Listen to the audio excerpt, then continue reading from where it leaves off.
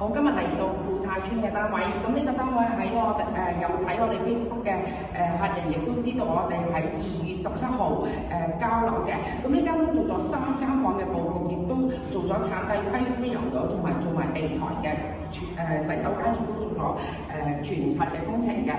咁呢間屋嚟講的話咧，用咗70日嘅時間，全屋佈局將會喺5月1號過埋個勞動節之後咧，我哋會家私進場嘅啦。咁呢個單位係準時交樓。好，我哋亦都訪問下業主陳生，陳生好感激你支持我哋愛回家。咁陳生你自己滿唔滿意呢個單位嘅進度啊？